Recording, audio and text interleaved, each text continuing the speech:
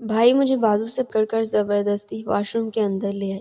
لگتا ہے میری بہن کو کچھ زیادہ ہی گرمی لگ رہی ہے، تبھی وہ اتنے غصے میں ہے۔ بھائی مجھے دیوار کے ساتھ لگا کر بولے۔ میں نے ان سے نظریں پھیر لی۔ میں بھائی کے سامنے یہی ظاہر کر رہی تھی کہ میں ان سے ناراض ہوں۔ میں تمہارے ساتھ رومانی باتیں کر رہا ہوں اور تم ہو جو منہ بنا کر بیٹھی ہو۔ آخر بتا کیوں نہیں دیتی ہو؟ تمہیں میرے ساتھ مسئلہ کیا ہوا ہے جو تم نے منہ بنا لیا ہے؟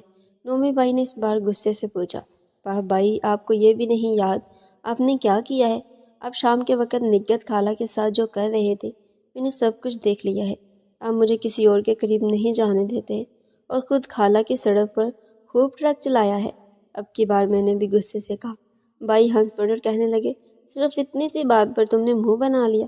اب اگر تم مجھے اپنی گلی میں داخل ہونے نہیں دو گی تو میں خالہ کی سڑک میں ہی جا کر ٹرک چلاؤں گا نا۔ اور ویسے بھی اس عمر میں سب چلتا ہے، بھائی نے مسکرا کر کہا۔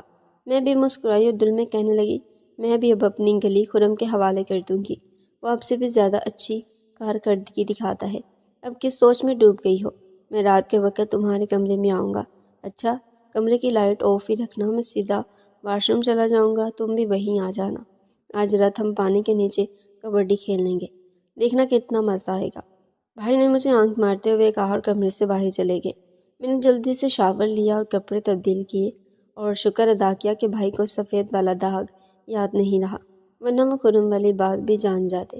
میں شاور لے کر باہر آئی، میرے بال گیلے تھے۔ میں ابو کے پاس جا کر بیٹھی۔ ابو نے پیار سے میرے کندھے پر ہاتھ رکھا۔ سامنے سے آتی امی نے دیکھ لیا۔ شازیہ اپنے کمرے میں جاؤ اور بال سکھا کر باہر آؤ، تمہیں منع بھی کیا ہے گیلے بال لے کر مت گھوما کرو، کپڑے بھی گیلے ہو جاتے ہیں۔ امی نے مجھے اپنے کمرے میں بھیج دیا۔ میں بال سکھانے لگی۔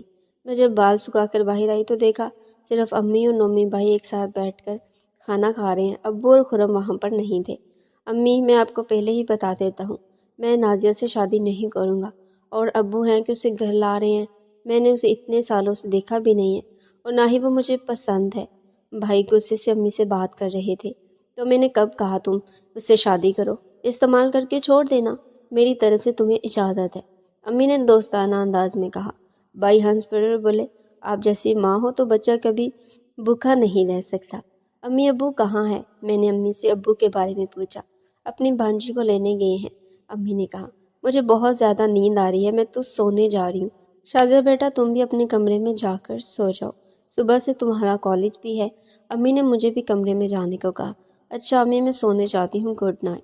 میں اپنے کمرے میں آ گئی اور اپنا کالج بیگ ٹھیک کرنے لگی۔ صبح کالج وین جلدی آ جاتی تھی، اس لیے ابھی سے ہی تیاری کرنے لگی۔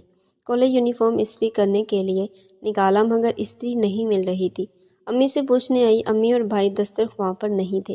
میں امی کے کمرے کی طرف بڑھی، دروازہ بند تھا اور کمرے سے امی کی آہ کی آوازیں آ رہی تھی۔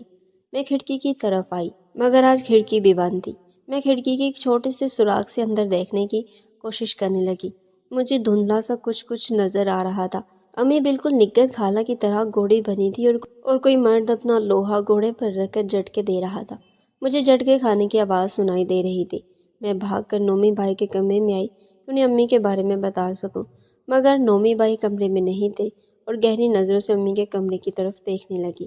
میں یہ سوچنا بھی نہیں چاہتی تھی کہ امی اور نومی بھائی پلنگ توڑ رہے ہوں گے۔ میں کمرے میں آ گئی، اس بار پر توجہ ہی نہیں دی۔ امی کے کمرے کے باہر نومی بھائی کے جوتے پڑے ہوئے ہیں۔ میں کمرے میں آئی اور لائٹ بند کر دی۔ کچھ دیر بعد واش روم کی لائٹ آن تھی۔ میں سمجھ گئی کہ نومی بھائی آئے ہیں۔ میں جلدی سے بستر سے نکل کر واش روم آئی۔ بھائی شاور لینے کو تیار تھے، میں بھی تیار ہونے لگی۔ نومی بھائی نے میرا ہاتھ کھینچ کر مجھے دیوار کے ساتھ لگا لیا اور شاور لینے کے لیے شاور آن کر دیا۔ پانی ہم دونوں پر برسنے لگا۔ نومی بھائی بڑی حسرت سے میرے پلاٹ کی ہر چیز کو چھو رہے تھے۔ شازیہ، تمہیں پتہ ہے میں خالہ نگہت کے ساتھ بھی اکثر کبڈی کرتا ہوں، لیکن مجھے وہ مزہ نہیں آتا جو مزہ مجھے تمہارے ساتھ آتا ہے۔ تمہارے پلاٹ کی ہر چیز بہت اچھی اور ملائم ہے، مگر میں تمہیں گھوڑا بنانا چاہتا ہوں، پلیز منع مت کرنا۔ ابھی بھی گھر پر نہیں ہے اور امی کو بھی میں نے سکون دے کر سلا دیا ہے، اب تم پلیز مجھے سکون دے دو۔ بھائی اپنی داڑھی میری گردن پر چبھا کر بولے۔ میں نے بھی جب سے امی اور خالہ کو گھوڑی بنتے ہوئے دیکھا تھا تب سے میں بھی گھوڑا بننے کو مچل رہی تھی۔ اچھا ٹھیک ہے بھائی، آپ کی خاطر میں ابھی یہ برداشت کر لوں گی، میں نے مسکرا کر کہا اور پھر زمین پر گھوڑے بن گئی۔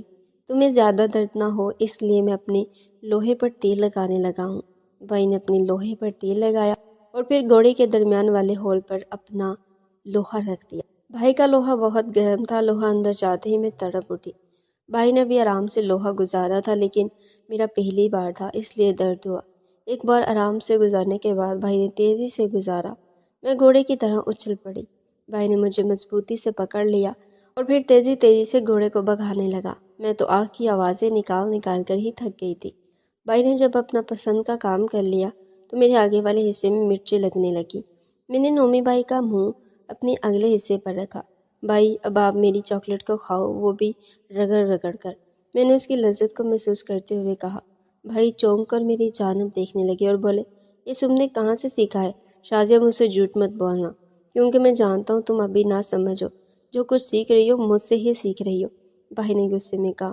انہیں بہت جلد غصہ آ جاتا تھا، وہ میں جھوٹ سوچنے لگی، اور میں نے امی اور ابو کو یہ سب کچھ کرتے ہوئے دیکھا تھا۔ اس دن ابو امی کی چاکلیٹ چاٹ رہے تھے اور امی ان کا کیلا چاٹ رہی تھی۔ میں کافی دیر سے ان دونوں کو ایسا کرتے ہوئے دیکھتی رہی۔ پھر میرا بھی دل چاہنے لگا کہ میں بھی آپ سے اپنی چاکلیٹ ایسے ہی کھلاؤں۔ میں ڈرتے ہوئے ان کی آنکھوں میں دیکھ کر بولی، امی ابو بینا، میں نے کئی بار امی کو منع کیا ہے ہمارے گھر میں ہوتے ہوئے یہ سب کام نہ کیا کریں، مگر ان کی جوانی جو نکلنے کا نام ہی نہیں لیتی۔ بھائی نے کہا، اچھا چھوڑو ان سب باتوں کو، اب میں تمہاری چاکلیٹ کھاتا ہوں۔ بھائی نے کہا اور پھر خود ہی میری چاکلیٹ کے مزے لینے لگے اور مجھے بھی مزے دینے لگے۔ اچانک میری نظر دروازے پر پڑی۔ مجھے ایسا لگا ہم دونوں کو کوئی دیکھ رہا ہے۔ واش روم میں کسی کا عکس دکھائی دے رہا تھا، کوئی اپنے کیلے کو تیزی سے ہلا رہا تھا۔ مجھے لگا وہ خرم ہوگا۔ نمی بھائی بس کرے، مجھے ایسا لگ رہا ہے کوئی ہمیں دیکھ رہا ہے۔ میں نے بھائی کو رکنے کا کہا، مگر وہ اتنے مست ہوئے تھے کہ رک ہی نہیں رہے تھے، اور میں بھی ان کی مستی میں مست ہو کر ہلنے لگی۔ کچھ دیر بعد بھائی نے مجھے چھوڑا اور بولے، آج بہت مزہ آیا ہے، لیکن اب کل ہم آگے والا کام کریں گے۔ خون خرابہ ہوگا مگر جنگ فتح ہوگی، بھائی نے کہا اور کپڑے پہن لیے۔ مجھے بار بار ایسا لگ رہا تھا کہ باہر کوئی کھڑا ہے۔ اچھا میں اب چلتا ہوں، آج بہت تھک گیا ہوں، بھائی نے کہا اور واش روم سے باہر چلے گئے۔ میں شاور لینے لگی۔ کچھ دیر بعد مجھے اپنی کمر کسی کی گرفت میں محسوس ہوئی۔ بھائی آپ پھر آ گئے ہیں، میں نے شرماتے ہوئے کہا اور پیچھے پلٹی۔ سامنے بھائی کی جگہ ابو کو دیکھ کر میرے پاؤں تلے سے زمین نکل گئی۔ ابو آپ؟ دوستوں کہانی کا اگلا پارٹ اگلی آنے والی ویڈیو میں پیش کیا جائے گا۔ اگلا پارٹ بہت ہی مزے کا ہونے